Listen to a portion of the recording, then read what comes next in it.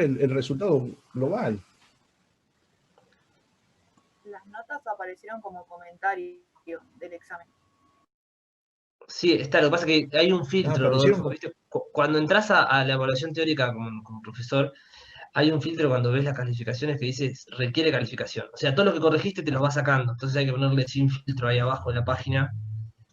Es un... Habría que... están los parciales. Te lo muestro si lees por acá, por la llamada. Acá. Vos entras por acá.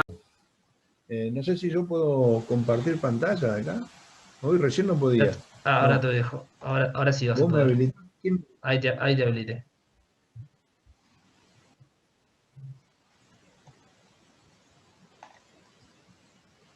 Ahí está. Cualquier cosa, si no puedes compartir pantalla, entra con mi usuario y ahí, bueno, vas a tener toda la funcionalidad. Si yo justo no estoy, o llego un ratito tarde los miércoles, hace eso. Lanzá por la página de la facu.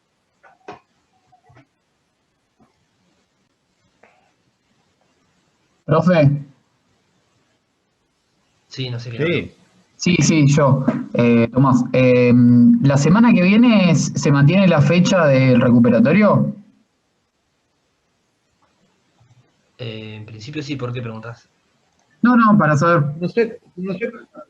No sé si había un cronograma, Fernando, y yo no me acuerdo. Sí, si estaba hay el un cronograma, cronograma, sí.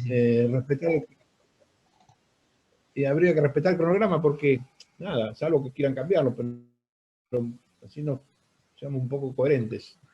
¿Lo tenés Sí, a la está para vista el 5 de cronograma ahí? noviembre. Sí, ya lo pongo. Llamada. Ay, le puse como... Vos estás compartiendo. Te tengo que sacar un cachito, Rodolfo. Pongo yo, ahí está. Sí. Está planteado para el 5. El 5 de noviembre, sí. Está Sí. bien. ¿Y entonces no quién hizo hay la pregunta? Yo, para ver si mantenían la fecha nada más. Ah, sí, bueno. en principio sí. No hay finales, ¿no? Estoy casi seguro que no hay finales. El 3 de noviembre hay finales. El 3 de noviembre hay finales. Que no hay actividad, pero el 5 no. Bueno, pero el 3 es lunes, así que... No, martes. No habría problema. Bueno. Compartilo más, Rodolfo. Entonces, bueno, te dejo. Dale, quedo con un ratito de spam. Entonces la parte de...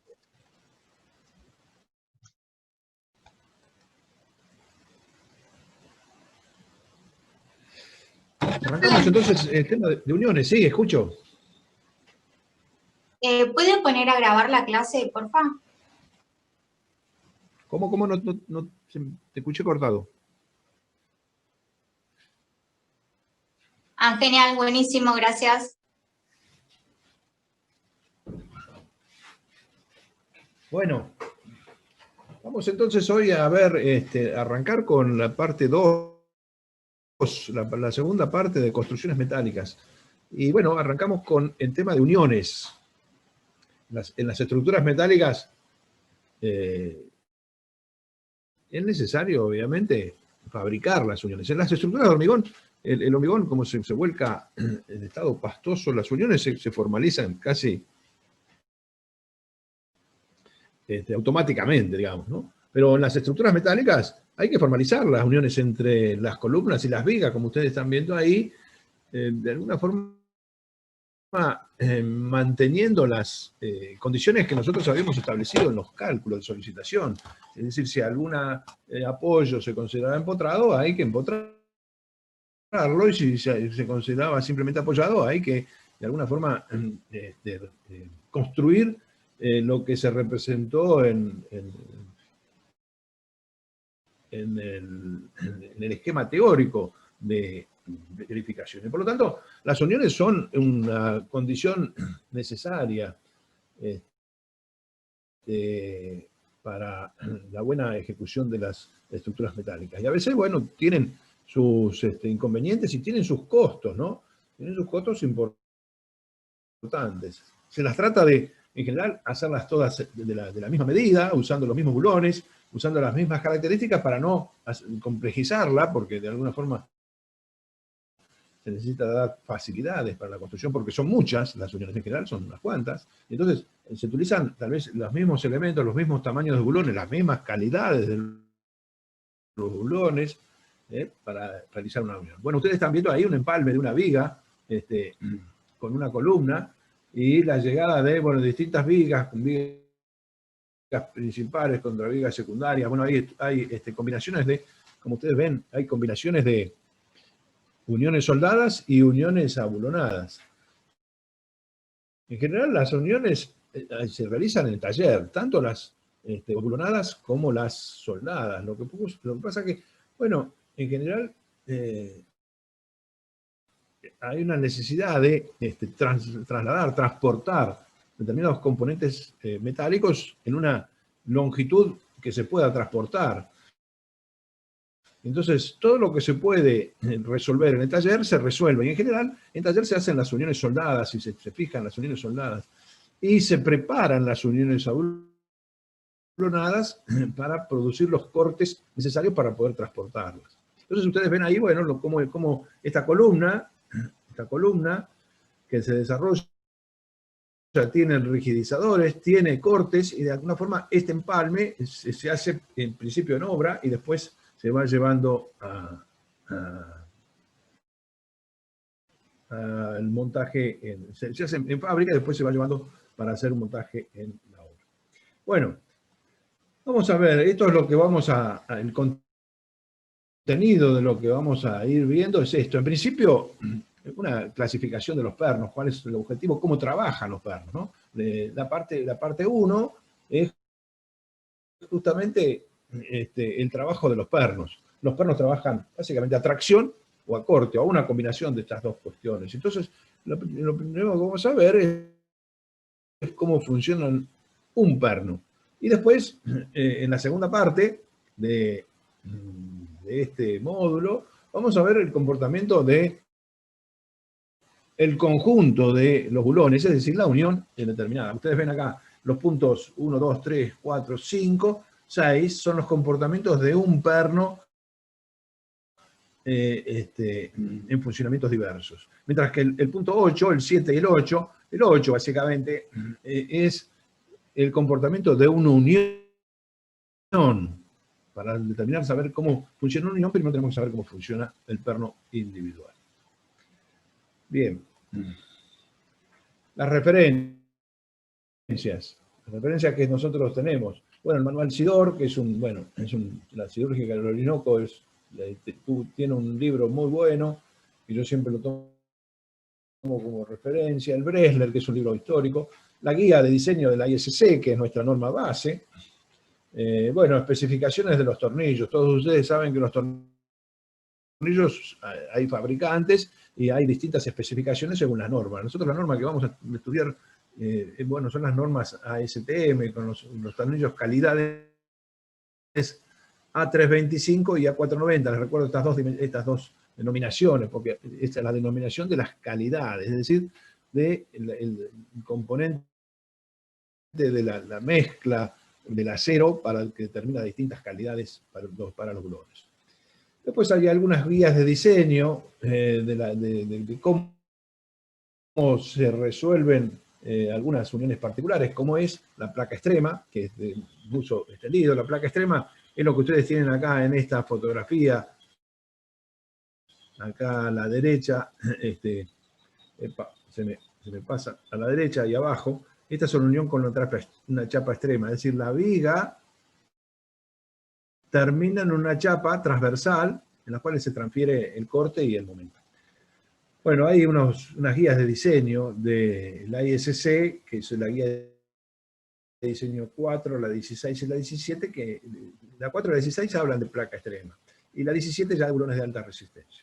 Bueno, hay un PowerPoint de conexiones en el programa ILAFA, y obviamente, de nuevo, el capítulo comentario J de la norma ISC 360, que es la norma base que nosotros usamos y es por donde nosotros nos guiamos. Bueno, dicho estas referencias, les quería hacer algún comentario respecto a las fotografías que estamos viendo. Entonces ahí yo las puse un poco a propósito inicialmente para comparar los distintos tipos de funcionamiento de las uniones. Ustedes tienen acá un apoyo entre una viga secundaria y una viga principal a través de un ángulo en el alma, ¿no? Y este es un apoyo que se considera un apoyo flexible. ¿Qué quiere decir que es un apoyo flexible? Bueno, que solamente toma corte y permite el giro relativo entre esta viga y el eje de la viga secundaria. Se toma como un apoyo simplemente apoyado, ¿no? Un apoyo simplemente apoyado en el cual se transmite una reacción vertical exclusivamente, permitiendo el giro. Esto de alguna forma representa lo que en la teoría se conoce como un apoyo simplemente apoyado. Esta es otra de las soluciones, y esta, la solución de la conexión de chapa extrema o la unión rígida, es lo que se interpreta como una unión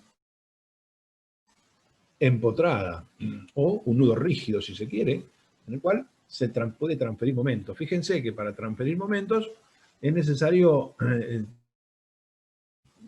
tomar tanto una cupla en coincidencia con las alas, ¿no? La resultante prácticamente de las acciones viaja por las alas. Y entonces, bueno, en estas condiciones, nosotros estamos viendo, por ejemplo, voy a poner el puntero, que al viajar por las alas acá estará una componente de tracción y acá abajo una componente de compresión. Esta componente de tracción se toma con estos 4 bulones dispuestos simétricamente que toman esta acción de tracción, mientras que la compresión no la toman los bulones, la compresión se realiza entre las chapas. Lo que ocurre es que se hace simétrica porque los momentos extremos son productos de fuerzas horizontales, y esas fuerzas horizontales suelen cambiar de dirección. Por ejemplo, las fuerzas horizontales son producidas por el viento, y el viento puede considerarse en una dirección o en otra dirección, o el sismo. Entonces, en general, muchas veces se hace simétrica la unión, tanto arriba como abajo, disponiendo los bulones para cubrir los dos momentos, tanto el positivo como el negativo. Ya vamos a hablar un poquito más de esto, así que, pero se los quería presentar los distintos tipos de uniones. Uniones flexibles, que son estas, y uniones rígidas, las que transmiten momento y no permiten el giro. Después vamos a ver un poquito más con detalle este tema. Bueno, ¿cuál es el objetivo de las uniones? ¿Para qué se hacen las uniones? Bueno, para cubrir estas condiciones que estamos viendo acá. Tienen que ser resistentes, las uniones tienen que ser resistentes. Tienen que ser dúctiles, tienen que el diseño correspondiente con las hipótesis de cálculo, conducta predecible, fácil fabricación y montaje. Bueno, vamos a empezar por la resistente. Cuando se dice resistente, la pregunta es, muchas veces sale inmediatamente, ¿resistente a qué? ¿Por qué resistente a qué? Bueno, porque en general cuando uno realiza las uniones, las coloca en los lugares donde las solicitaciones no son máximas al menos, las solicitaciones son disminuidas. Y pueden en algunos casos ser, incluso las solicitaciones ser 0. Entonces, ¿resistentes a qué? Si la solicitación en algún extremo puede ser muy, muy baja. Bueno, la solicitación obviamente hay que cubrirla. Pero muchas veces, reitero, las solicitaciones se hacen, o las uniones se hacen en lugares donde las solicitaciones son bajas. Y entonces hay que poner otra condición. Y esa otra condición es decir, bueno, yo tengo que otorgarle a la unión la misma rigidez que tiene la sección. Y entonces ahí ustedes están viendo que hay dos posibilidades. Una es la solicitación en la sección donde hago el corte, o la otra es restablecer la resistencia de la sección. ¿Por qué? Porque yo estoy considerando que, en todo caso, salvo que haga alguna convención en particular, que la inercia de la sección es constante. Y si la inercia es constante, yo tengo que mantener la sección relativamente similar a la que tengo en la pieza. Y entonces la sección me tiene que cubrir la resistencia de la sección. Bueno, acá hay una combinación de estas dos cuestiones. La solicitación hay que cubrirla siempre, y la resistencia de la sección, muchas veces las normas nos piden como mínimo cubra el 50% de la capacidad resistente de la sección.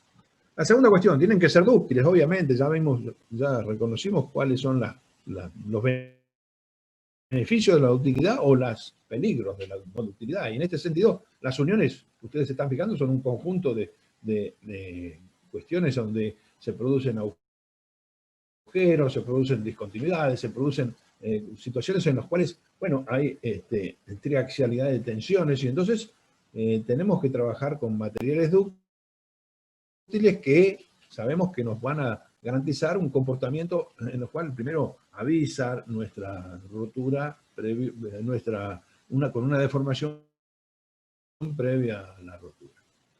El tercer punto es diseño correspondiente a las hipótesis de análisis de cálculo. Esto es un poco lo que dije hoy, ¿no?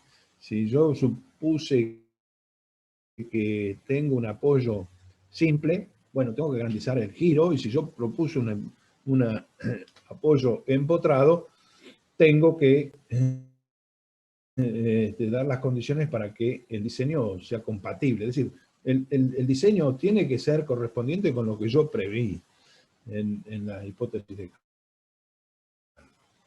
Después, conducta predecible. ¿Qué es esto, conducta predecible? Bueno, ya lo vamos a ver, pero imaginemos esta unión que estamos viendo en la fotografía, ¿no? ¿Cuánto podemos decir que trabajan estos bulones? Bueno, podemos hacer una cuenta relativamente fácil, ¿no? Una cuenta relativamente fácil, y podemos aproximar bastante bien a cuál es el valor que este bulón va tomando en función de una carga. Vamos a suponer que esta columna está cargada con una carga P total, ¿no? De compresión, digamos, ¿no? Si esta columna está cargada con una carga P de compresión, podemos descomponer una parte que toma el ala, otra parte el alma y otra parte el otro ala, en función de las áreas de la sección transversal. Entonces podemos distribuir en tres cargas. Una para el ala, otra para el alma y otra para el ala. Esto lo podemos hacer fácilmente. Y además después dividir por el número de bulones, y entonces ahí tenemos la carga que toman todos los bulones. Ahora, esto es cierto y se puede hacer así, y se hace así, siempre y cuando los bulones sean de la misma sección, del mismo diámetro, sean del mismo material, estén distribuidos simétricamente, de alguna forma que los centros de gravedad de la unión coincidan con el eje de la solicitación. Si se dan esas circunstancias, bueno, uno puede decir, fácilmente con algunas hipótesis simples, puede decir cómo funciona esta unión. Entonces, por eso conducta predecible. Conducta predecible. Lo contrario sería decir, bueno, yo pongo un bulón de un tamaño, una calidad distinta, bueno, otro bulón de otro tamaño, otra calidad, y entonces, bueno, se complejiza porque ya hay distintas rigideces, distintos comportamientos. Entonces es mucho más impredecible saber cuánto vale las acciones en cada bulón. Y por último, fácil fabricación, montaje. Bueno, hay una cantidad de uniones importantes, entonces tiene que ser un tratamiento de fácil fabricación, es obvio. Y sobre todo porque este tipo de uniones, las uniones bulonadas, requieren de un momento bastante crítico en la construcción, que es tener una estructura izada con una grúa o con un equipo mecánico en una situación de alguna forma de algún riesgo, en el cual hay personas trabajando, y entonces requieren que haya una prefabricación en taller, hacer coincidir todas estas uniones, haya que hacer una prefabricación en taller, y cuando se lleve a obra, estas chapas ya estén, de alguna forma, esta unión ya esté prearmada en el taller, para que no haya problemas en el momento que se está montando y que tenemos todos los equipos y todos los operarios ahí, no coincidan los agujeros o tener algunos organizan estas situaciones, pero esto de prearmar las uniones en taller siempre es una condición indispensable para la realización de una buena unión. Bueno, no sé cómo estamos hasta acá, chicos. ¿Me escuchan bien? Sí, profe, bárbaro. Bueno, no sé si hay alguna duda. Miren que yo estoy pendiente de ustedes. Hasta ahora todo bueno, bien. Vamos entonces ahora a clasificar los pernos, ¿no? Ustedes tienen ahí en esa fotografía distintos pernos, ¿no? Distintos pernos. El perno que está el pernos metálicos, ¿no? El que está más a la izquierda, que lo estoy señalando ahí, es un remache, ¿no? Es un remache, antiguamente remache. Fíjense que tiene una sola cabeza y tiene un basto. Prácticamente no se usa más los remaches. ¿Por qué? No se usaba antiguamente. El remache se calentaba, se llevaba a una temperatura de aproximadamente 700, 500, 700 grados con unas estufitas, y entonces se colocaba y se remachaba la otra punta y se conformaba la otra cabeza, ¿no? Bueno, esto hacía que la calidad del material es una calidad relativamente, para ser forjado, es una calidad relativamente baja, y además todos los procedimientos estos así, bastante artesanales, también se dejaron de utilizar. Y entonces, prácticamente, salvo algunas construcciones que obviamente uno tiene que intervenir porque son viejas y qué sé yo, ya no se encuentran prácticamente en la actividad hoy, ¿no? Pero históricamente se usaron muchos, ¿no? Muchos otros tipos de remache. Funcionan igual que los demás tornillos, lo que pasa es que las calidades del material son bajas y por tanto la transferencia de esfuerzos también son bajas. Y entonces después tienen este tipo de tornillo, que es un tornillo común, cabeza hexagonal, general galvanizados, este es un tornillo común, y después en la medida que se incorpora aleaciones a la...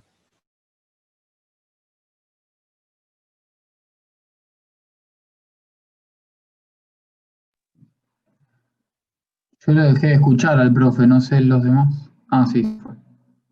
No, yo tampoco lo escucho. Creo que se quedó colgado. Tiene la imagen trabada también. Sí, se le ha cortado. Sí, chicos, algo pasó. Me parece que se quedó sin internet, pero igual, bueno, todavía está en la llamada, no sé bien. Esperemos un ratito.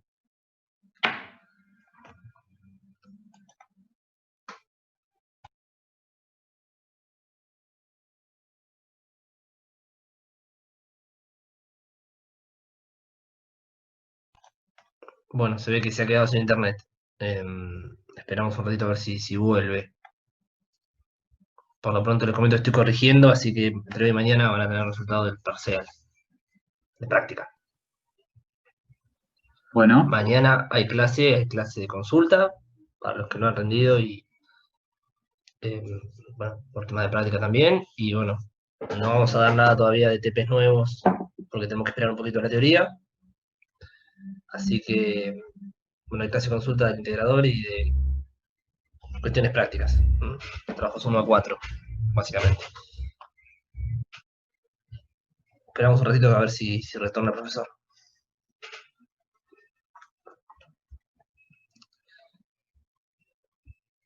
Justo no terminé de corregir, si no podríamos hablar un poco del parcial, pero necesito terminar de corregir así mañana tenemos todo como para que sepamos las notas de todos y bueno, ver algunas cuestiones.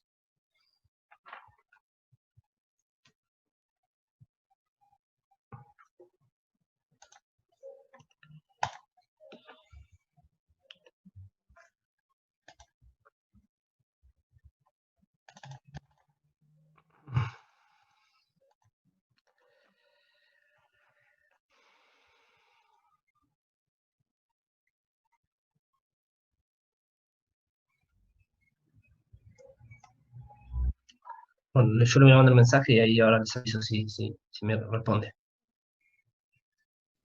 Dale.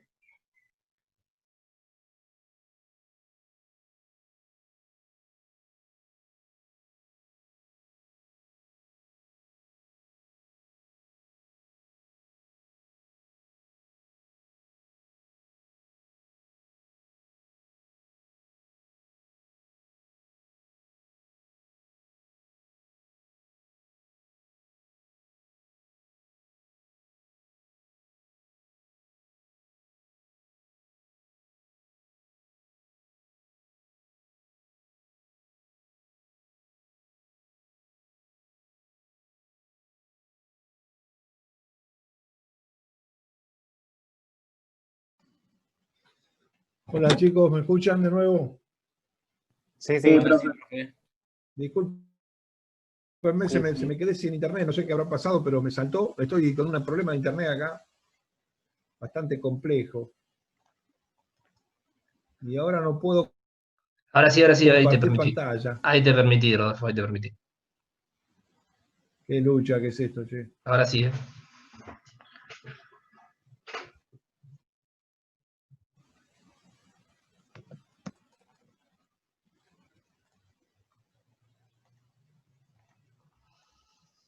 Bueno, estamos por acá, me parece, chicos. ¿Me siguen? Sí, Rodolfo, quedó la vista en el explorador de Windows, no se ve el PowerPoint. Tenés que volver a compartir y seleccionar el PowerPoint.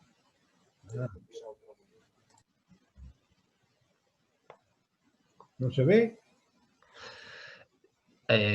Ahí se fue, ahora tendría que volver. ¿Ahí se ve? Ahora sí. Bueno, a ver si se ve ahí.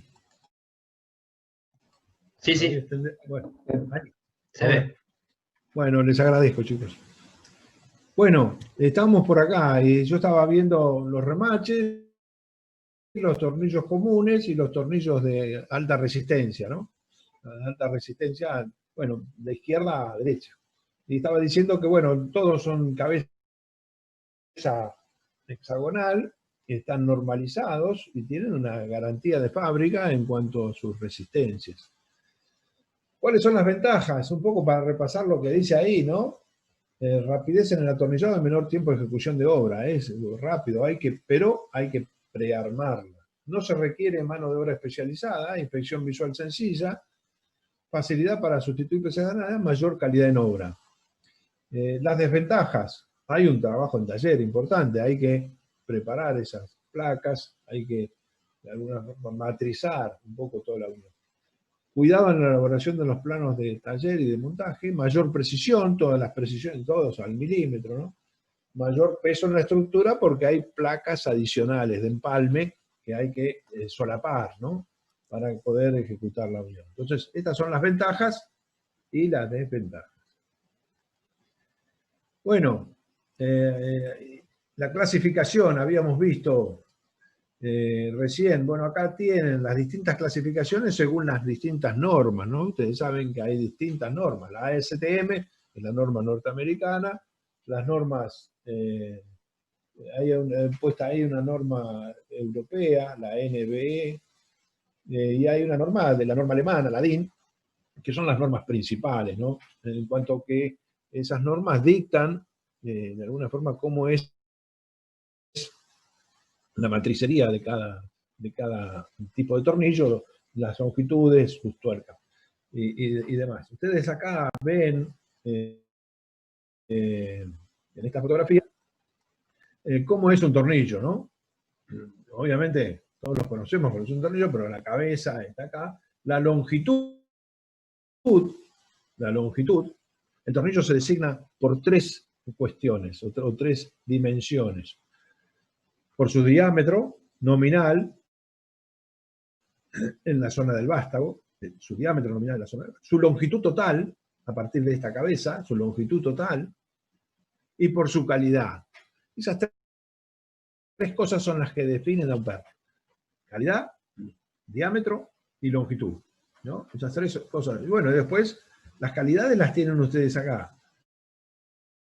remaches, que ya prácticamente no se usa más, tiene las normas ahí para que ustedes eventualmente las puedan analizar, los tornillos comunes, los tornillos calibrados, el A307, es un tornillo calibrado, es un tornillo común, y los tornillos de alta resistencia, los A325 y los A490, que ya son los aceros aliados, con cromo, níquel, molibdeno. Digamos, acá tienen las composiciones químicas, ¿no?, de los distintos tipos de acero. Si uno hace un ensayo a tracción, bueno, obtenemos lo que está representado acá. Los tornillos comunes, los A307, ¿no?, que son estos que están acá, los A307, bueno, tienen una baja resistencia y una alta ductilidad.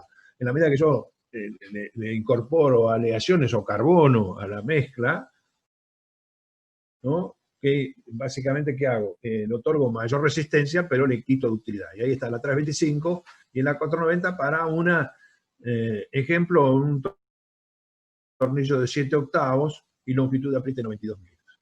Bueno, otra de las cosas que se ven en esta fotografía, y no quiero dejar pasar el momento, es la longitud del perno. Se compone de una longitud del cuerpo sin roscar y una longitud de rosca. Entonces tienen dos cuestiones distintas. Esto es importante que lo sepan. Y después otra dimensión importante es lo que se conoce como longitud de agarre. Digamos, ¿qué es lo que tengo que apretar? O longitud de apriete, ¿no? ¿Qué es lo que tengo que apretar? Es esta longitud a la que después le tengo que añadir la tuerca y un tramito más por las dudas, de rosca, ¿no? Entonces, esto es lo que me da la longitud final del perno. La longitud de apriete es una cosa que yo ya debería saber para determinar la longitud del perno y la necesidad de después colocar la tuerca. Bueno, esto es la clasificación de uniones con pernos. Acá yo les puse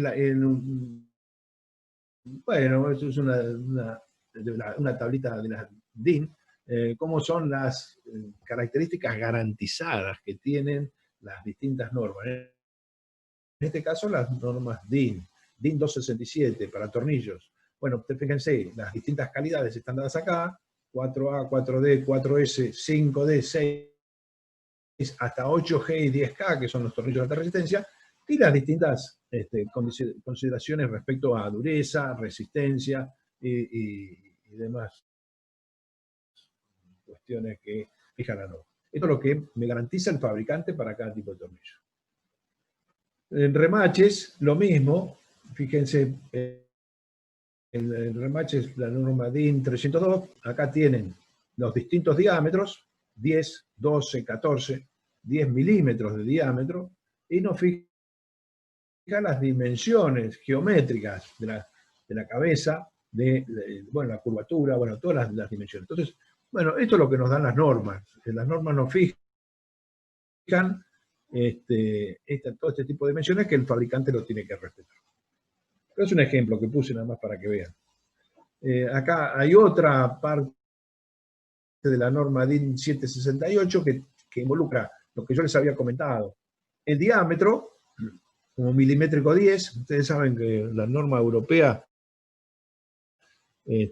tiene como base la longitud en milímetros, ¿no? Entonces, 10 milímetros, 12 milímetros, este es el diámetro del tornillo, y estas son las longitudes totales, de la longitud total del tornillo, esta longitud L.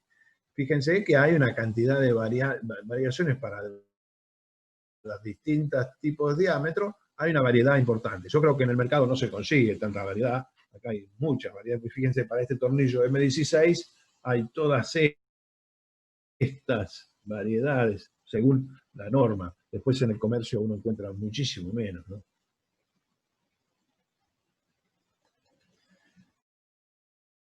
Dentro de las características que tienen que tener los tornillos ASTM, bueno, lo mismo. La ASTM, yo les puse acá una tablita de las tantas que hay, en función del grado, o el grado es para las normas AE, pero es compatible con la norma ASTM, A325, A490, esta sería la A307. lo que es la dureza, la resistencia mínima que hay que garantizar para cada tipo de calidad. Es decir, responden a distintas normas. La clasificación de uniones empernadas. De nuevo, según la rigidez, se clasifican en flexibles, semirrígidas y rígidas. Flexibles, de nuevo, si transmiten exclusivamente esfuerzos de corte y permiten el giro. Rígida, si es un empotramiento, básicamente, ¿no? Y si es semirrígida, bueno, aquellas uniones en las cuales es un medio una condición intermedia entre estas dos, flexibles y rígidas, que ya vamos a ver más adelante cómo se analiza. Según los elementos auxiliares de la conexión, fíjese esta unión, acá yo necesito esta chapa para transferir los esfuerzos de tracción o de compresión, ¿no? Entonces, con ángulos, acá yo necesito un ángulo para transferir, con placas de asiento, con ángulos de asiento, con perfiles, con chapa extrema, con chapa de empalme, bueno, se clasifican según esa condición.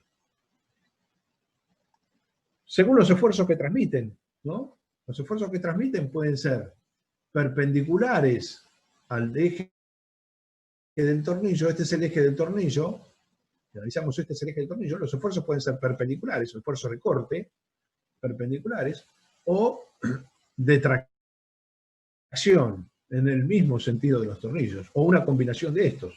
Estas son las distintas posibilidades que hay, corte y momento, o tracción. Estas son las posibilidades que hay.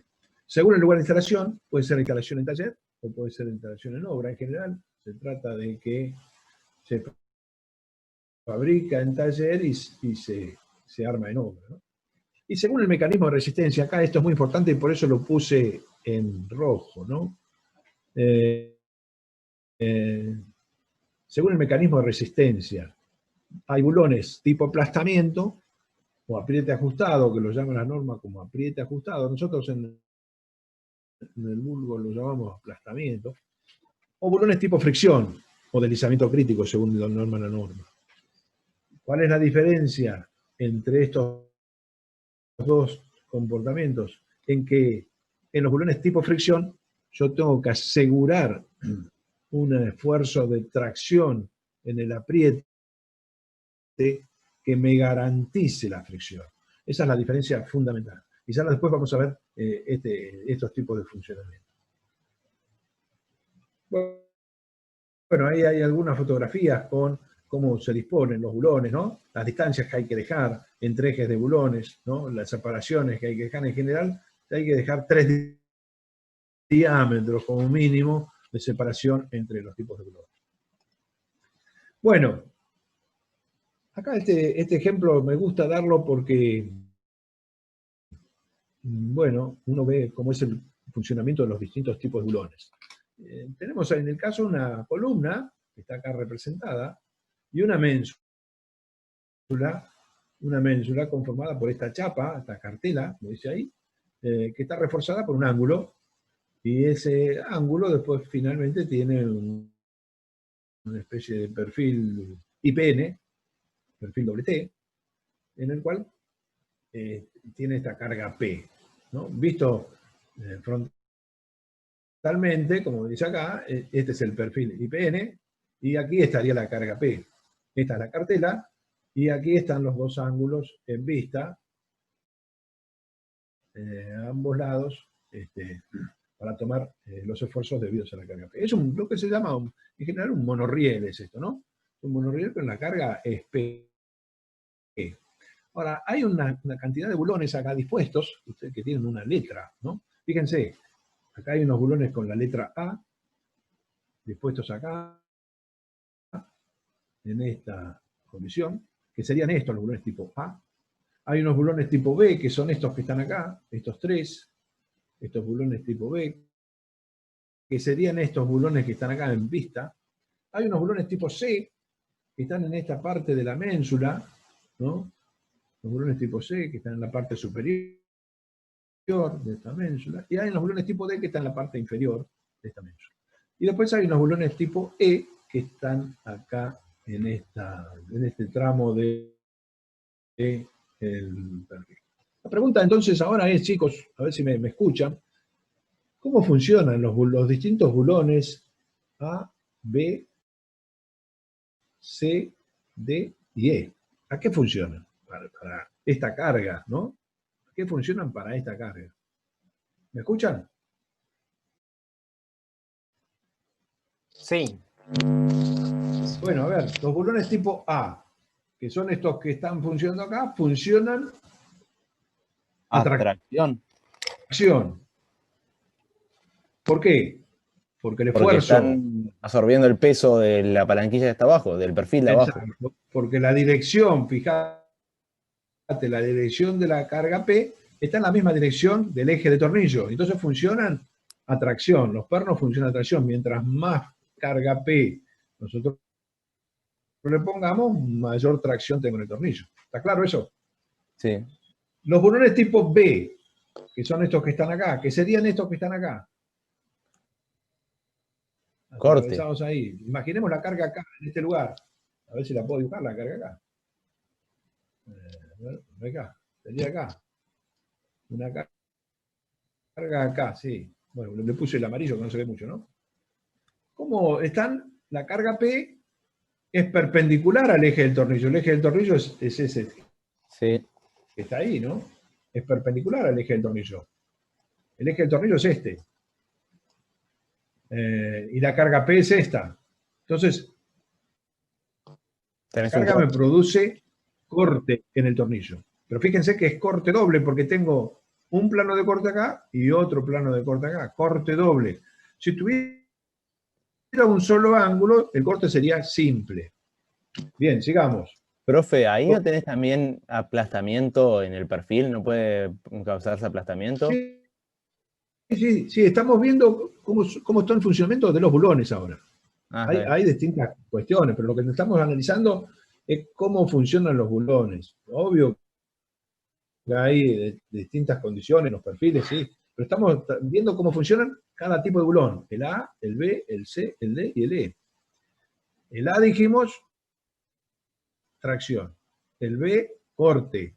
Los bulones tipo C, estos que están acá, ¿cómo funcionan? Para esta carga P. Para esta carga P. Bueno, para esta carga P, yo para trasladarla en este plano tengo un momento y tengo que trasladar la carga P. Entonces, ese momento me produce una flexión, ¿no? O sea que tengo, por un lado, una tracción y además un corte, ¿no? Sí, sí. Tengo una tracción y un corte. Tengo los dos esfuerzos, tracción y corte. Tracción máxima, ¿dónde? En el bulón más alejado, ¿no? En el bulón más alejado, el bulón superior, tengo una mayor tracción que en un bulón que está acá cerca del eje neutro. Este prácticamente no tiene valores de tracción, ¿no? Los bulones que tuvieran, digamos que esta fotografía no es la de las mejores, pero vamos a poner que tuviéramos un bulón acá, en la D, ¿no? ¿A qué funcionaría ese bulón? Compresión. No, justamente por eso lo puse. Los bulones no toman compresión. Los que toman compresión son entre las placas. Las placas se aprietan porque tienen una cantidad de masa más importante. Es inútil poner un bulón ahí. Pero sí hay que tomar el corte. El corte de haberle trasladado la fuerza ahí. ¿Y los bulones tipo E a qué funcionan? Disculpe. Hola. Sí, le escucho. En los bulones tipo D. Los bulones tipo D, sí. Perdón, tipo C, que trabajan tracción y corte. Sí, la tracción la puedo ver, pero el corte, ¿cuál sería? Y el corte es esto, porque yo cuando yo traslado el esfuerzo, el esfuerzo P más un momento, más el momento P por E, ¿no? P por la excentricidad. Perfecto. Sí, ahí lo vi. Perfecto.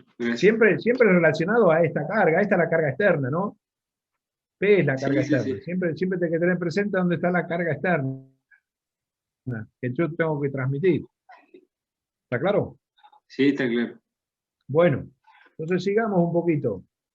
Me faltaban los bulones tipo E, que son estos que están acá. ¿Cómo trabaja esto?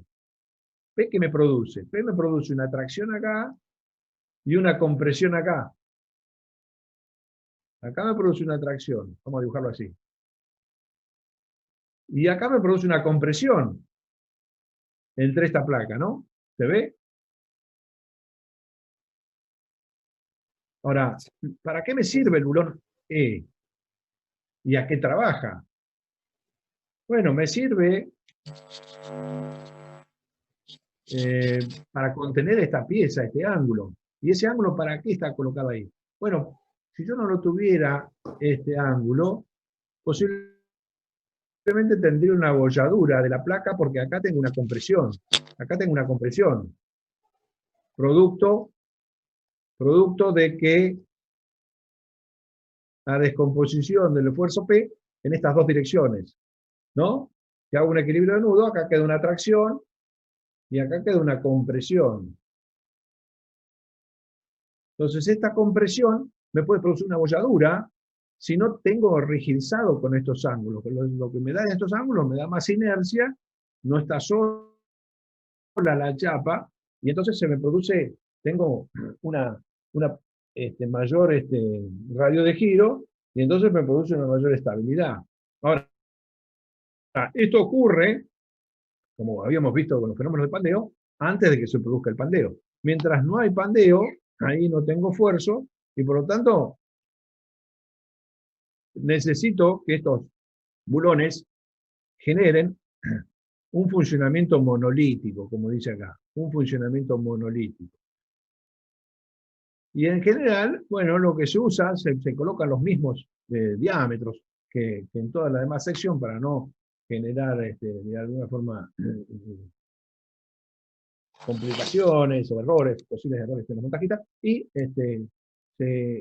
eventualmente se toma la carga que tomaban los arrastramientos en las columnas sometidas a conducción.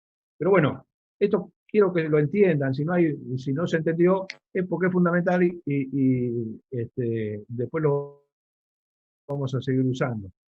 Por eso le digo, hay pernos solicitados a tracción, pernos solicitados a corte, y pernos solicitados a tracción más corte, que son algunos casos que vamos a ver. Y a partir de acá vamos a analizar el funcionamiento de este tipo de solicitación. Un perno de tracción. Yo analizo este perno que está de acá, ¿no? Un perno de 7 octavos, calidad 325 con esta longitud de apriete, lo ensayo y obtengo esto. Fíjense, tengo una carga, en principio elástica, esto es carga, esto es deformación, y después tengo una carga máxima, ¿no? Y una deformación bastante importante. Hay una tracción especificada, que es esta, 25 toneladas para este bulón, del 7 octavos. 7 octavos es aproximadamente 22 milímetros, algo así. 25 toneladas para esta calidad 325. Esto es lo que yo tengo que ajustar, ¿no? El tornillo se ajusta más o menos aproximadamente con una tracción mínima, que ustedes la tienen acá, del 70% de la tracción de la carga especificada. Si la carga especificada es 25, yo tengo que apretar el tornillo, garantizando una tracción mínima de 17,7 toneladas, que es el 70% de esto. El 70% de esto. Acuérdense de eso. Bueno, acá tenemos un ejemplo de una unión traccionada, ¿no? Acá tenemos estos dos bulones y acá tenemos la carga P, ¿no? ¿Cuál es la carga? Antes que esté P, yo esto tengo que unirlo Y como dije en la filmina anterior, yo primero tengo que cargarlo al 70%, al 70% de la carga. Entonces ya el bulón tiene una tracción inicial antes de la carga externa, una tracción inicial dado por la instalación, ¿no? Yo lo instalé, el bulón, y lo cargué con el remache. En este caso tenía una figurita de remache, pero imaginemos que es un tornillo, ¿no? ¿Cuál es la solicitación en el perno final? ¿La carga de ajuste, la carga externa o la suma de las cargas? Porque yo tengo una carga ya de tracción por el ajuste. Después le agrego la suma, carga. profe. ¿Cómo? ¿Sería la suma? Bueno, esto es lo que vamos a ver. ¿Con qué carga yo tengo que calcular? Por eso yo pongo acá la pregunta, ¿no? La carga de ajuste o la carga de apriete, la carga externa, que es P, o P más la carga, la T inicial. Esto se llama, la carga de ajuste se llama T inicial. La carga externa se llama P. La carga externa se llama P. Y ambas sumadas es T interna más P. Bueno, ahora vamos a ver qué es lo que pasa en una unión traccionada. Estamos analizando uniones traccionadas. Bueno, pasa esto que está acá. Cuando nosotros ponemos en contacto el bulón y generamos el ajuste, generamos una tensión, una tracción inicial. Una tracción inicial. Ahora, ese es un sistema que está autoequilibrado, porque esta tracción inicial en el perno, está equilibrada por una compresión entre las placas, ¿no? La tienen ahí está. Esta fuerza de contacto, esta compresión entre las placas que ustedes tienen acá en este sector, próximo al tornillo, se equilibra, la fuerza T sub I se equilibra con la fuerza C sub I. ¿Está claro esto? T sub I es igual a C sub I, porque no hay carga externa inicialmente. No hay carga externa inicialmente.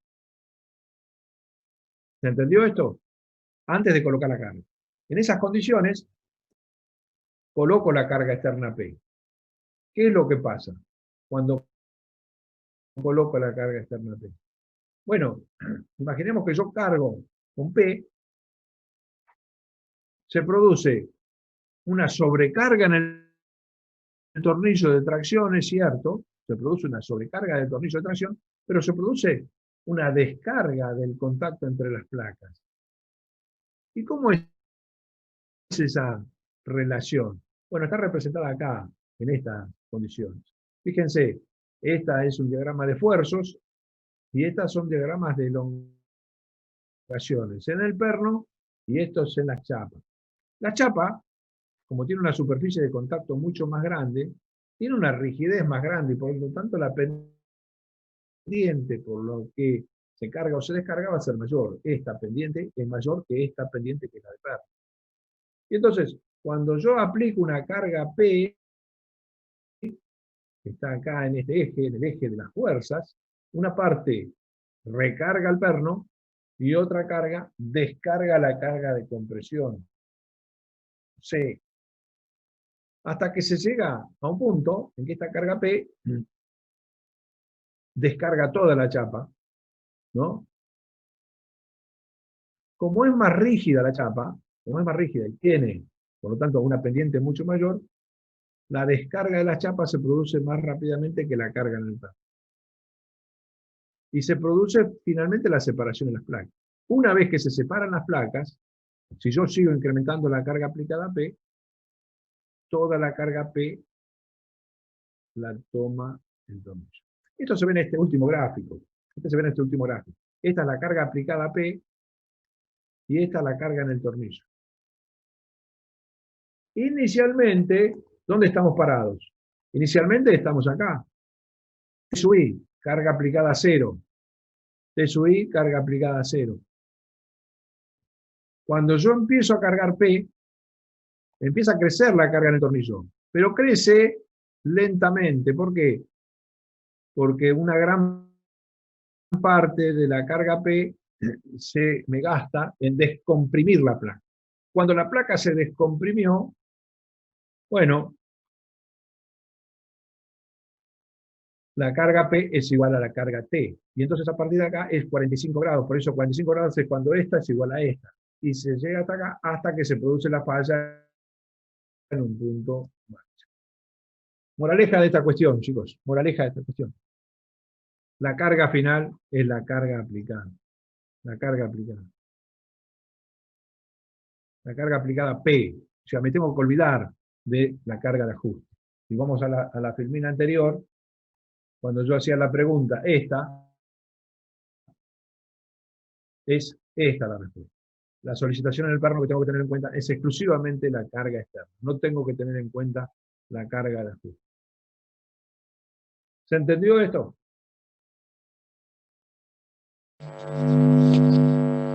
¿Se entendió, chicos? Sí, profe, sí. Bueno. Vamos ahora a ver el Ahora, otro caso. una consulta. Sí, querido. Y si mi carga no llegase a superar esta precompresión entre las placas, ¿ahí qué solicitación tendría? O no sería un diseño, no sería un diseño bueno ese, digamos. ¿Cómo no te terminé de entender? Si con lo que Bien. yo cargo no me supera la precompresión, digamos, que hay entre las placas, ¿sí? O sea, el ajuste. No, bueno, porque vos, eso está, vos tenés que ajustar al 70% de la capacidad del tornillo. Yo te puse acá, vos tenés que ajustar al 70%. Esta tracción mínima, esta la vos tenés que garantizar. Pero fíjate que tenés toda esta deformación después. El tornillo es muy deformable hasta que se llega a la rotura. Claro. Que la rotura se llega acá. Fíjate que esta elongación es muy, muy grande. Entonces, esta elongación elástica es muy chiquita, pero la elongación plástica es muy grande. Está bien, está bien. Entonces, la rotura se produce cuando se separan las placas. La rotura va a producir cuando se separan las placas. Perfecto. Si se ajustó muy cerca del 100% de la capacidad entendió? del tornillo. Sí, sí. ¿Cómo? Si se ajustó muy cerca del 100% de la capacidad. Sí, está cerca.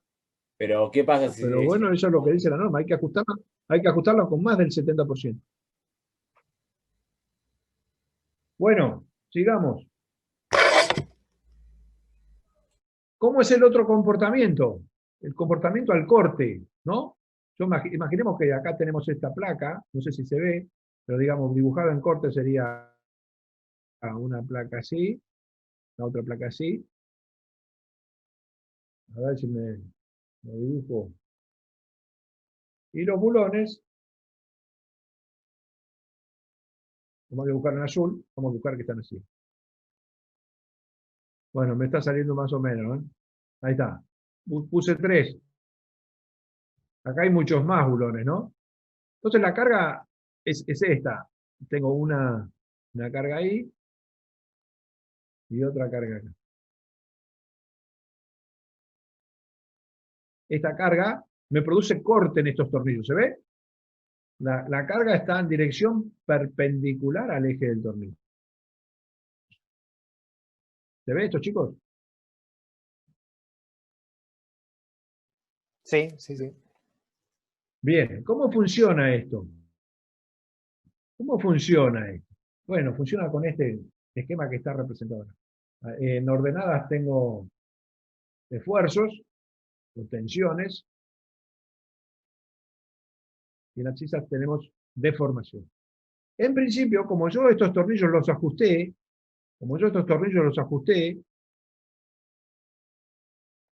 tengo una fricción entre los tornillos, ¿no? Tengo una fricción. Y entonces, hay una primera etapa que ustedes la ven acá, inicial, ahí la dibujé, que la carga se transfiere por fricción. ¿Qué es esa fricción? Bueno, como yo ajusté el tornillo y hay una especie de ajuste, una carga de ajuste, una carga C, que la habíamos visto en la filmina anterior, Bueno, yo tengo que vencer esa fricción. Yo tengo que vencer esa fricción. Y entonces, esta carga la toma la fricción. Bueno, llego hasta un punto que la toma la fricción y el comportamiento es bastante bueno. Fíjense que la deformación es baja. Hasta que se me produce ¿qué? Se me vence la fricción. Una vez que se vence la fricción, el perno se acomoda contra la pared del agujero. Los pernos se acomodan contra la pared del agujero. Entre el diámetro del perno y el diámetro del agujero hay una suerte de juego, ¿no? Y 1 milímetro, algo menos de 1 milímetro y medio, también, algo menos, pero esa es el deslizamiento que se me produce. Entonces, se me produce ese deslizamiento.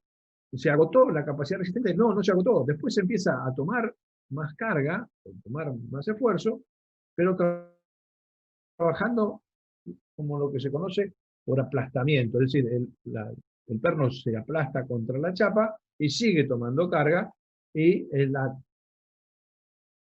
segunda etapa, hasta que finalmente falla. Entonces acá ustedes ven las etapas, las distintas etapas. Carga por fricción, el deslizamiento y la carga por aplastamiento. Estos son los dos tipos de funcionamiento del tornillo, a fricción o aplastamiento. Fíjense, acá hay algo importante, el comportamiento a fricción, que es el inicial, es bastante bueno porque no tiene este deslizamiento. Este deslizamiento, en algunas situaciones, no es posible tenerlo. Imaginemos en un puente, en una máquina, donde tengo cargas alternativas, no puedo permitir deslizamientos importantes, como es en ese caso, cuando tengo cargas alternativas que pasan de tracción a compresión, entonces tener un juego, ¿no? Un juego importante, y eso es, bueno, eso, digamos, es no recomendado, obviamente, y prohibido de ejecutar ese tipo de uniones. Entonces, requiero que este escalón de fricción se haga más importante, o sea, digamos, o dicho de otra forma, que este deslizamiento no se produzca. Para que no se produzca este deslizamiento, bueno, tengo que aumentar la carga por fricción. ¿Cómo aumento la carga por fricción? Bueno, con dos condiciones. Ustedes saben que la fricción depende de dos términos, ¿no? Un término es la carga de ajuste y otro término es la superficie. Esto de la fricción, ¿se acuerdan? Cuando vimos el carrito, ¿no? Cuando tenemos un carrito... Mu por la normal. ¿Se acuerdan del carrito en física? Cuando yo tengo una fuerza P, ¿no? ¿Cuánto vale la fricción acá? ¿Cuánto vale P? Bueno, P vale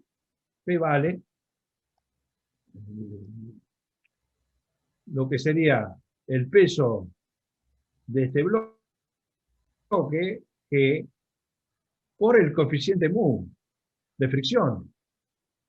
G por mu. G peso por mu. ¿Se ve? Sí. Bueno, acá pasa lo mismo. Es lo mismo. G estaría representando la fuerza de apriete. En la medida que yo aprieto más, tengo más carga.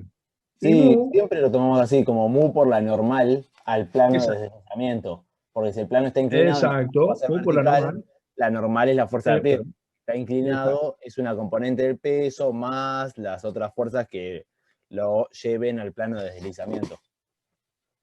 Entonces, es la componente normal de todas las fuerzas al plano. Y el coeficiente de roce entre las dos superficies. Exacto. Y acá pasa exactamente lo mismo. Ahora, G, en vez de tener un peso, acá tengo una carga de apriete. Ahora, ¿cómo aprieto yo? Bueno, si yo tengo un tornillo de mayor calidad, de mayor aleación, mayor contenido de carbono, bueno, puedo apretarlo más porque sé que es un tornillo de buena calidad. Entonces la resistencia específica es mucho mayor y entonces puedo hacer un ajuste mucho más grande. Por eso se usan bulones de alta calidad, ¿no? de 4.000 kilos por centímetro cuadrado en adelante, hasta 10.000 kilos por centímetro cuadrado. Entonces, son bulones de alta calidad.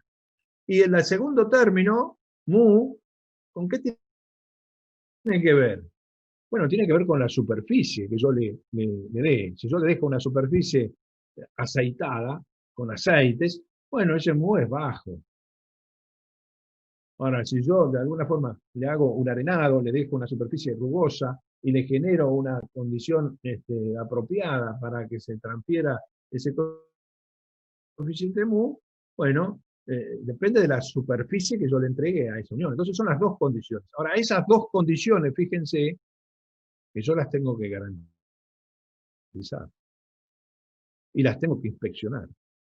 El ajuste del tornillo, a los muchachos tengo que decirle, che, ¿cuántas vueltas le diste al tornillo?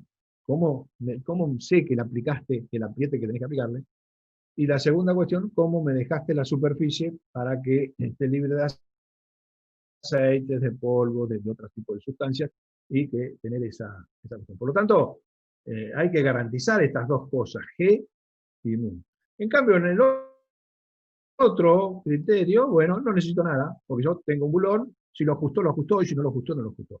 Entonces, los niveles de inspección son menores, digamos, ¿no? Pero bueno, hay veces que este escalón de deformación es inaceptable. En puentes es inaceptable, las normas no me dejan poner un bulón tipo aplastamiento, porque no me permiten este deslizamiento, esta deformación. Entonces tenemos que caer en bulones tipo fricción. Esos son los dos comportamientos, ¿no? Ténganlo presente. Estos de fricción y estos de aplastamiento. Lo que la diferencia es que en unos tengo que garantizar el ajuste y la superficie, y en otros no. Bueno, los pernos solicitados al corte, acá tienen una solución. Esto se llama corte simple. Fíjense, es corte simple, porque hay un solo plano de corte. Está hecho para roblones, pero es lo mismo para tornillos, ¿no? Fíjense que hay un solo plano de corte. Puede haber corte doble. Acá tienen un caso de corte doble. Este sería más corte doble. Fíjense que yo tengo este esfuerzo P, y tengo peso de 2 y peso de 2. Esto es corte simple. Este es corte simple. ¿Cuál es la desventaja del corte simple? Que tengo una excentricidad, siempre. Esta excentricidad que está acá, entre esta distancia, tengo esta E. Y esa excentricidad me produce un momento, me produce esta deformación. En cambio, el corte doble, no tengo excentricidad, porque la resultante P es la misma del lado derecho que del lado izquierdo. Acá no hay excentricidades, entonces es imposible este funcionamiento. Después hay cortes múltiples, pero bueno, los casos de cortes múltiples, como este caso, son más raros. En general lo que se presenta es corte simple o corte doble. Siempre es preferible el corte doble, porque no tiene excentricidades. Bueno, en algunos casos que es inevitable y tengo que caer en el corte simple. La norma, las viejas normas, esto lo dejo un poco a título de presentarle algunas normas viejas, de cómo se verificaban los tornillos, ¿no? Se verificaban a corte, aplastamiento y atracción. Entonces teníamos esta suerte de tensiones admisibles, ¿no? De corte, tensiones admisibles de aplastamiento y tensiones admisibles de tracción. Pero les pido que no le den mucha importancia a este tema, porque nosotros vamos a trabajar con las normas nuevas, pero esto es un poco lo que se usaba antes, para tornillos, primero para remaches, o roblones, para tornillos y para tornillos de alguna forma especiales. ¿Y cuáles son los diámetros decisivos? En este sentido, fíjense que para trabajar al corte hay tablas, entonces cada tipo de tornillo, milimétrico 10, milimétrico 12, 16, 20, si conozco la calidad del tornillo, si conozco la calidad, una calidad más o menos común, clásica de este tipo de tornillo, bueno, podemos fácilmente determinar la capacidad del corte para simple corte o para doble corte y la capacidad del aplastamiento. Entonces las tablas nos daban estas posibilidades de los tornillos al corte, hacer esta verificación al corte del tornillo y el aplastamiento, y esta verificación a tracción. Acá hay algo importante, que es esto que está acá. Esto que está acá. Hay una relación ideal entre el diámetro del tornillo, que yo voy a poner, y el espesor de la chapa que tengo que unir, para que satisfaga esta condición de corte y aplastamiento. Y es esta relación. El diámetro tiene que ser aproximadamente raíz de 5 veces T menos 0,2 en centímetros. Y eso me da una condición equilibrada entre lo que es el corte en el tornillo y el aplastamiento en el tornillo. Esta relación de raíz de 5 por T menos 0,2. Para decir, si yo tengo una chapa determinada, no puedo poner un tornillo muy chico. Digamos, hay una relación entre las chapas a unir y el diámetro de los tornillos. Esa relación es esta que ustedes tienen acá y les pido que las tengan en consideración. Sale justamente de analizar estas líneas de igualdad de condición que ustedes tienen acá para corte y aplastamiento, de modo que son las mejores relaciones de diámetros respecto a espesores de chapa. Bueno, acá tenemos los distintos tipos de tornillos, ya la norma ASTM, fíjense que tienen cada uno las marcas de tornillos, las distintas normas ya vienen especificadas cuáles son, dónde tienen que poner la marca, cuál es la longitud del perno, cuál es la longitud roscada, fíjense que hay una longitud roscada y una longitud total, ¿no? Entonces ya vienen todas estas dimensiones fijadas por los tipos de normas. ¿Cuál es la verificación que nosotros se hace de los tornillos? Y ahora vamos a ver. En principio, de los bulones tipo aplastamiento. Bueno, la resistencia a tracción y a corte de los bulones tipo aplastamiento está dada por esta fórmula. La resistencia nominal está dada por la tensión de tracción o tensión de corte nominal, Fn, por el área bruta. Fn por el área bruta, que es esta fórmula J31. Y se utiliza un coeficiente de disminución de la resistencia de 0,75. 0,75. O sea, uno multiplica 0,75 por Fn por A sub B y tiene la resistencia del perno. ¿Dónde saco esta tensión nominal? De esta tabla, la J32. Para los bulones A307, A325 y A490, entro acá con la calidad del perno y saco la tensión nominal de tracción y la tensión nominal de corte. Fíjense que acá tiene un error esta tablita, que acá tendría que decir FNV, V de corte. Está mal ahí esa T. Bueno, acá tienen el perno 307, el 325 y el 490. Y acá tienen las tensiones de tracción y las tensiones de corte, FNT y FBT. FNT y FBT. Bien, ¿se entendió esto, chicos? Sí. Hay una cuestión acá, que es la siguiente. Fíjense que acá hay para el perno A325, el grupo A, hay dos condiciones. Dice cuando la rosca no está excluida en el plano de corte y cuando la rosca está incluida. ¿Qué es lo que ocurre? ¿Qué es lo que ocurre acá? Cuando yo tengo el corte, ¿no?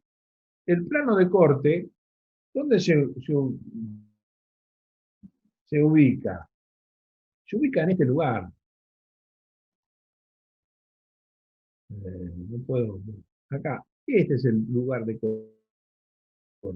O este es el lugar de corte. Ahí se produce el corte. Bueno, en este caso se produce acá. En ese caso se produce ahí. ¿Se ven los planos de corte donde están? Sí, sí, se ve. Bien. ¿Qué ocurre ahí? El plano de corte es deseable que esté acá, en la zona del vástago. Ahora, si el plano de corte se me posiciona acá, yo tengo un área disminuida. Un área disminuida. O Una sección menor. un corte disminuido, si se quiere. Es mucho menor, obviamente. Y entonces, por eso es esta diferenciación que hace la norma. Decimos, cuando la rosca está excluida, fíjense, tengo esta tensión. Y cuando la rosca no está excluida, perdón, acá, es porque esto es corte, 4.780. Y cuando no está excluida, 3.800. O sea que castiga en esta diferencia si la rosca está incluida o no está incluida. Fíjense que no castiga antiguamente las antiguas normas castigaban el área. Acá castiga la tensión. Bueno, lo mismo pasa para los pernos a 490. Fíjense la diferencia, acá está entre estas dos. Los dos pernos son 490, pero la diferencia está acá. En tracción no ocurre nada, porque siempre la que define es la zona traccionada, y entonces no hay problema. En la zona, la zona roscada, perdón, entonces no hay problema. Pero en todos los casos, esta es la diferencia entre esta línea y esta línea. Después hay una segunda verificación, además del corte en el perno, la tracción en el perno, está lo que se conoce como aplastamiento. ¿Cuál es la carga de aplastamiento? Y la carga de aplastamiento está dada por esta forma. En rigor son dos verificaciones. Ustedes ven que hay dos fórmulas, ¿no? Una es aplastamiento y otra es desgarramiento, que ya lo vamos a ver. El aplastamiento es esto que ustedes tienen ahí. 2,4 B diámetro del perno por T, el espesor de la placa del perno, por FU, que es la tensión del material de la placa. Esto es tensión del material de la placa. Esta es la capacidad de aplastamiento. Mientras que esta, la de desgarramiento, 1,2 LC por T por FU. Esto es, digamos, si nosotros tenemos una unión, a ver cómo la puedo dibujar. Esto de no tener pizarrón es grave para mí. Vamos a suponer que tengamos una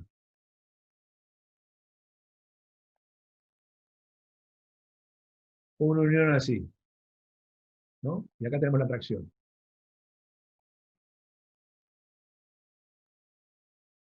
¿No? Y esta es la placa. No puede haber un solo agujero, pero imaginemos que haya un solo agujero. En el extremo de la barra. Entonces, la posibilidad de que se me produzca un desgarramiento es la posibilidad que se me abra acá la chapa. Cuando yo tracciono, ¿no? Cuando yo cargo acá, una posibilidad es que si yo diseño mal esta unión y la pongo muy cerca del borde de la placa, se me desgarre acá. Esta longitud LC, esta distancia entre el borde del agujero y el filo de la chapa, esto es lo que se llama LC. LC.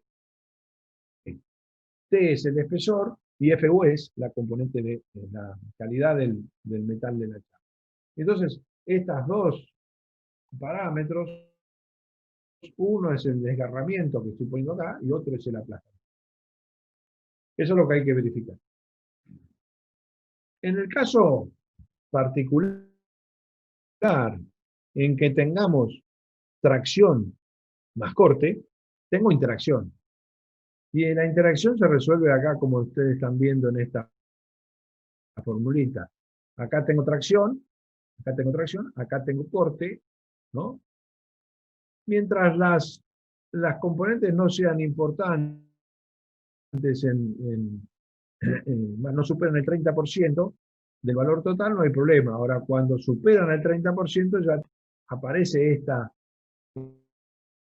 recta que acota las capacidades en la interacción, ¿no? Entonces, esta recta, esta es la capacidad de tracción, esta es la capacidad de corte, y esta es la capacidad de interacción. Esa interacción, perdón, que la voy a dibujar con otro colorcito, que es esta recta que está acá, es esta expresión que ustedes tienen acá. Con ordenada al origen 1.3. Entonces, esta es la capacidad de tracción, esta es la capacidad de corte, y esta es la interacción, que está expresada por esta fórmula J33. Bueno, así como se calculan los tornillos tipo plastamina. Adicionalmente, yo les muestro acá algunas tablitas para que tengan en cuenta las dimensiones de los agujeros. Siempre, cuando el diámetro del perno, por ejemplo, es de media pulgada, las dimensiones del agujero son un poco mayores, y acá están precisadas un poco esas dimensiones. Tanto en términos de pulgada, como en términos milimétricos. La norma nos da las dos posiciones. Fíjense que acá está en inch y acá está en milímetro. Este milimétrico 16, bueno, fíjense que aumenta 2 milímetros la perforación estándar. Acá están las distancias mínimas a los bordes que hay que colocar en cada uno para no tener estos desgarramientos. Entonces se controla el desgarramiento. Y bueno, este es un criterio para dimensionar los bulones tipo plastamina. Ahora vamos a ver los bulones tipo fricción. Son similares. Y así los completamos. Para fricción, yo les dije que teníamos que garantizar un ajuste. Ese ajuste está expresado acá, en función de qué? Del diámetro del perno y de la calidad del perno. Fíjense, este de 1 pulgada, yo necesito 23 toneladas para esta calidad 325 y 29 para esta calidad 490. Esto sí es milimétrico, esto sí es pulgada, ¿no? Pero la norma me fija una determinada calidad, una tracción de ajuste mínima especificada. ¿Cómo garantizo esta tracción? ¿Cómo garantizo? ¿Cómo le digo, bueno, cuánto vale? Bueno, hay distintos procedimientos, ¿no? Ustedes tienen acá, yo les puse llaves calibradas, indicadores de tracción, pernos con control de tensión, y lo que más se usa es este método de giro de la tuerca.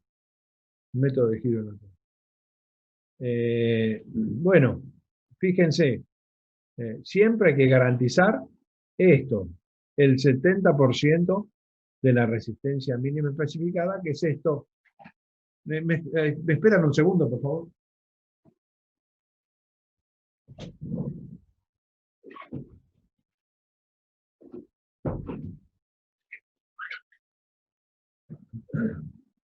Perdónenme, porque justo me golpearon la puerta. Decía, hay que garantizar el 70% de esto, que es el 70% del área neta por FU, que es la carga total en el tornillo. Bueno, indicadores directos de tracción son arandelas en las cuales tienen una especie de protuberancia, como ustedes ven acá. Y entonces, en la medida que vamos ajustando, medimos la separación con un calibre y bueno, sabemos que esa deformación, que produce una determinada deformación, tenemos un ajuste determinado. Ahora, lo que más se usa es el método de giro de la tuerca, que está expresado acá. Digamos, esta es la situación, el comportamiento de un perno, o la historial de un perno desde que se carga y su deformación. Lo que se hace es colocarlo, llevar a un perno a una posición, a una unión, a una posición inicial, que se dice posición inicial ajustada. Es decir, un pequeño nivel de ajuste en forma general. Y una vez que se tiene ese ajuste en forma general, se le da una fracción de giro de la tuerca en función de la longitud de agarre. En función de la longitud de agarre. Fíjense, si la longitud del perno, la longitud de agarre del perno es determinada, acá tienen hasta 4 diámetros. Inclusive es un tercio de vuelta.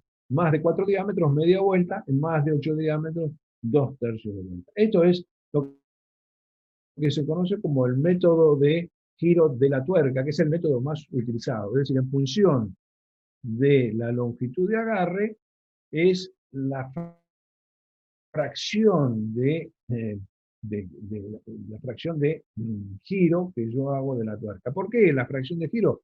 Porque sabiendo que si yo, por ejemplo, doy un giro completo, equivale a un paso de rosca, y ese paso de rosca equivale a una deformación que yo le estoy aplicando en el tornillo, que está calculada para mantener una determinada condición.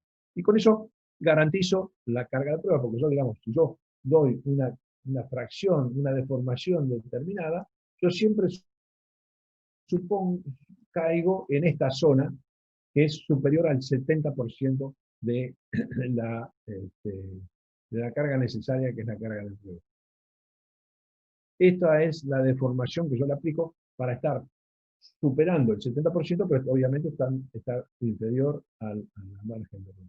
Obviamente, la unión y el bulón se coloca ya en una condición de deformaciones irreversibles, con lo cual la coloco en una situación como esta.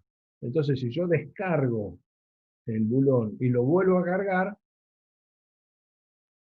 la nueva carga ya tiene un valor menor, y por eso que no se prohíbe la recarga de estos tornillos o la descarga de estos tornillos o la reutilización de estos tornillos. Por dicho, se prohíbe la reutilización de tornillos porque ocurre este envejecimiento, si se quiere, de material que sufre esta condición. Bueno, ¿cómo es la capacidad a fricción? La capacidad de fricción está dada por esta fórmula que ustedes tienen ahí. Es un poquito más compleja que el mero mu por t, que habíamos visto.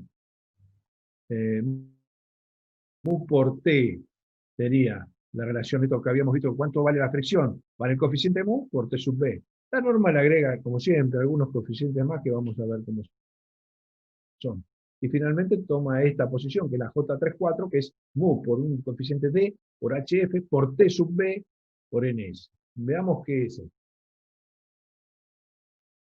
En principio, mu es el coeficiente de deslizamiento promedio para los distintos clases. Si hay un mu 0,30 y un mu 0,50, dependiendo de cómo yo deje la superficie del acero. Si yo la preparo de una forma rigurosa, 0,5. Si la preparo de una forma, en estas situaciones que me permiten clase A, es 0,3. En general se toman 0,3.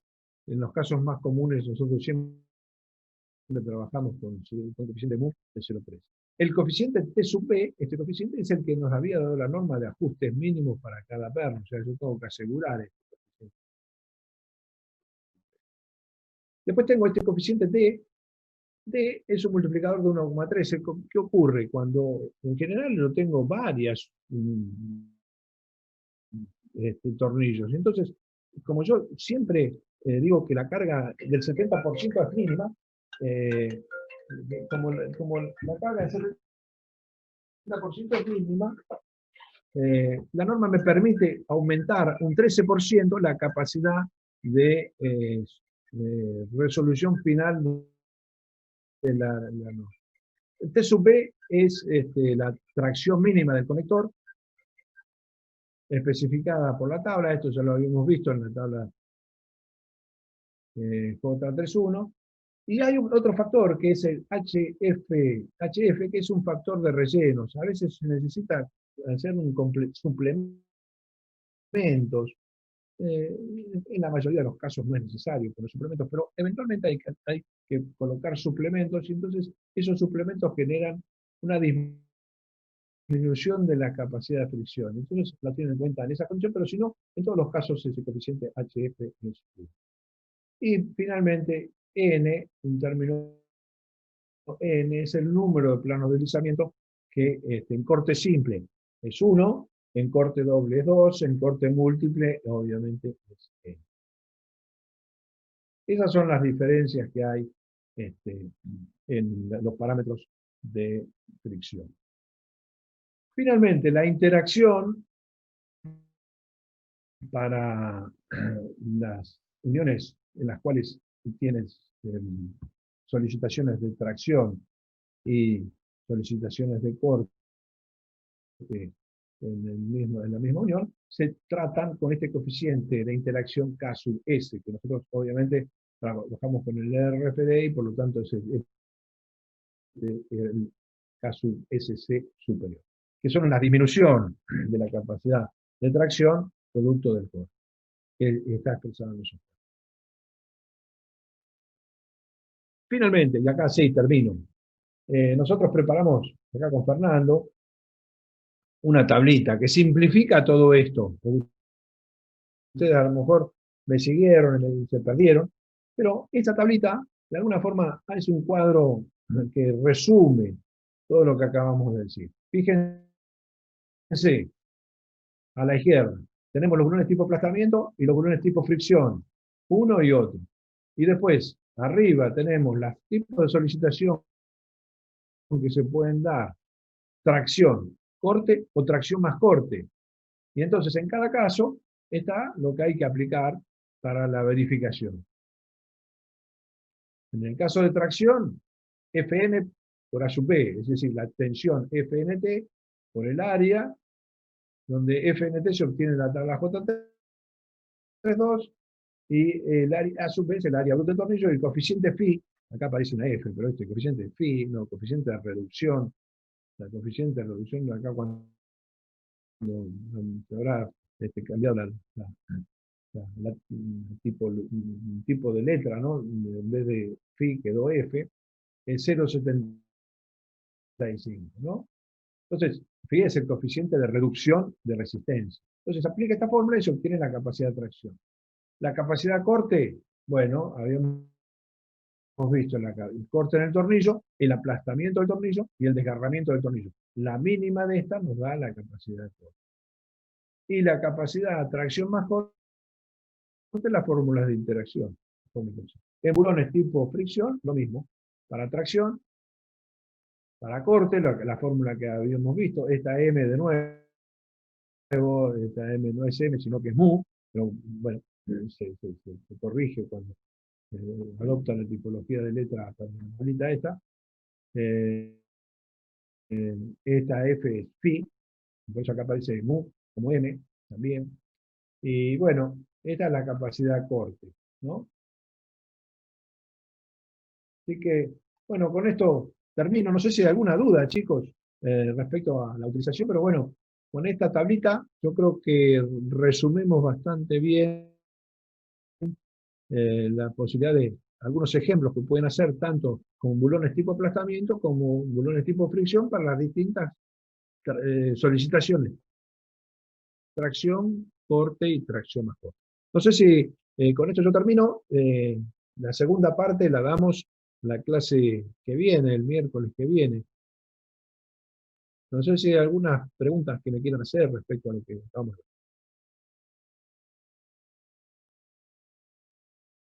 Chicos. No, por ahora preguntas no tengo, hasta que no Capaz que cuando volvemos a repasar o algo, o volvemos a ver el video de la grabación, sale alguna pregunta que se nos pasó. Bueno, dale. Profe, yo le hago una Sí, consulta. muchas veces esto cuando se resuelve un ejercicio se ve más fácilmente, ¿no? Pero bueno, hay que hacer un ejercicio y básicamente nada, no tiene nada del otro mundo. Lo que pasa es que este cuadrito último ayuda mucho a la comprensión de la cosa porque finalmente resume todo lo que habíamos visto en las partes anteriores. Ya que si uno Profe, una duda. interpreta este cuadrito, ya un poco resume toda la clase. Hola, hola, ¿se escucha? ¿Sí, te escucho? Ah, ¿qué tal? Se había muteado el micrófono. Cuando mostró cuando arrancó, que tenía el recuadro que era como es el tornillo en dependencia de la cantidad de carbono, el cuadro de resistencia versus ductilidad. Sí.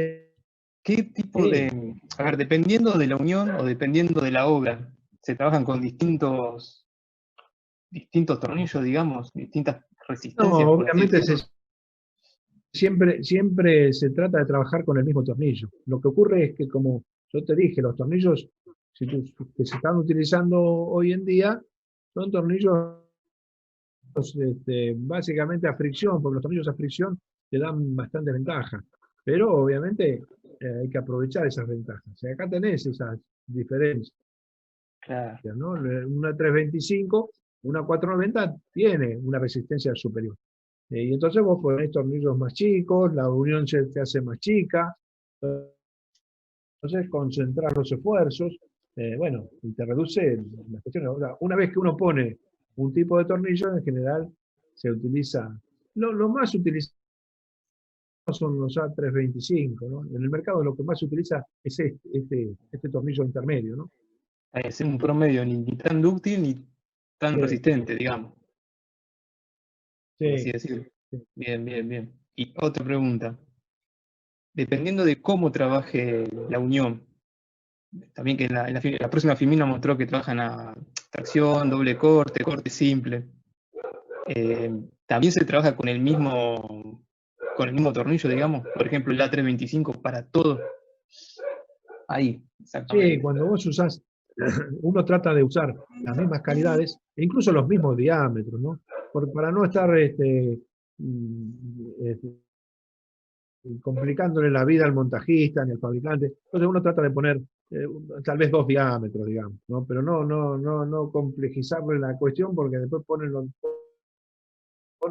las calidades donde no hay que ponerlo. Entonces, esto hay que ser bastante así básico, ¿no? Y decirle, bueno, mira, es un diámetro y pone exclusivamente este diámetro o dos diámetros, vuelvo a repetir, 2 diámetros nada más, y la misma calidad. Siempre hay que mantener la misma calidad en cada construcción metal, ¿no? Para no complejizarlo, para que las compras sean más fáciles, digamos, para no equivocarse. Digamos, esto de simplificar las cosas es muy criterioso y se usa mucho en ese sentido, aunque sobre, bueno, pero siempre tener cosas fáciles que no compliquen la resolución. Está bien. Y se busca la uniformidad, digamos. Exacto. Bien, bien, bien, gracias.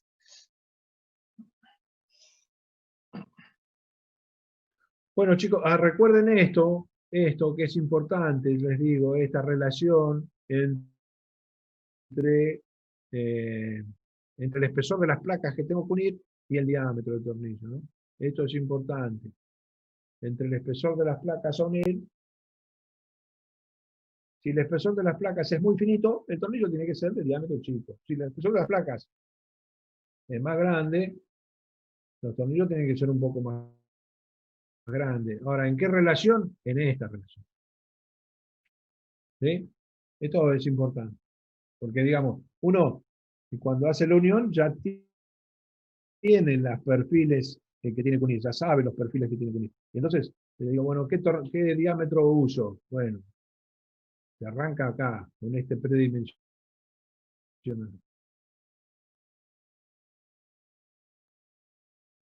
Bueno, chicos, si no hay más preguntas, los dejo y será hasta el día miércoles que viene. Bueno, nos vemos el miércoles que viene entonces, profe. Bueno, les mando un abrazo, chicos, y cuídense. Suerte. Gracias, Un hasta abrazo. luego. Hasta luego. Buenas tardes. Chao, hasta Chao, hasta luego. luego.